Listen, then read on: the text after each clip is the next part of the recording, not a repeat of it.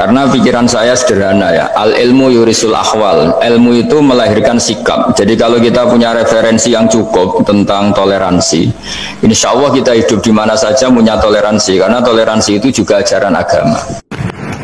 Pernah suatu saat Nabi memuji ada seorang nakal itu, diterima tobatnya Allah karena di jalan ketemu anjing, kemudian ngasih minum anjing itu dan Allah mengampuni. Meskipun secara hukum usul fikih tidak bisa digeneralisir, misalnya kalau minumin anjing 1 surga, kalau 100 tambah surga. Nanti lupa minumin manusia gara-gara kebanyakan minumin anjing gitu. Tapi apapun itu fakta, ada cerita di hadis seperti itu. Kemudian menyangkut komunitas internasional yang beberapa diantaranya tentu beda agama, beda keyakinan. Saya mau membacakan cerita di kitab Ar-Risalah Al-Qushairiyah. Jadi saya hanya membantu referensi-referensi yang diajarkan guru-guru kita.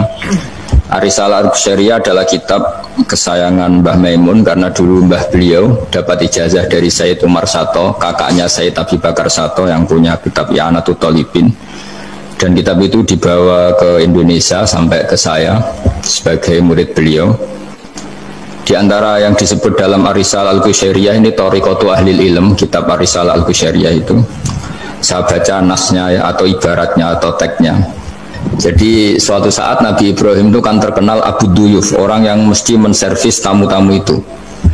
Kita tahu dulu itu tidak ada warung, tidak ada hotel, tidak ada, ya pokoknya tidak ada mall, sehingga kalau orang pergi itu kelaparan betul itu.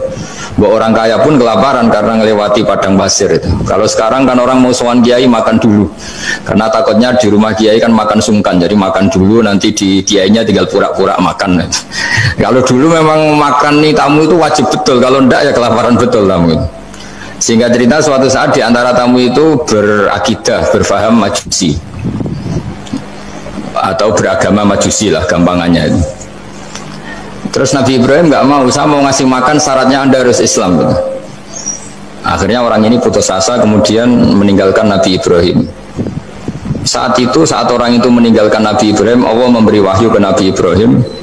Orang itu umurnya 50 tahun dan dia hidup karena tak kasih makan. Terus kata Allah, mundu khamsina sanatan nut'imuhu ala kufri. Saya yang Tuhan saja ngasih makan dia 50 tahun tanpa syarat dia harus Islam. Kamu baru dimintai makan sehari mensyaratkan Islam. Walhasil terus Nabi Ibrahim ngejar orang Majusi itu, terus monggo-monggo makan di rumah saya. Singkat cerita terus orang Majusi itu tanya, kenapa Anda berubah pikiran? Terus Nabi Ibrahim cerita bahwa beliau ditegur Allah kemudian harus melakukan itu. Jadi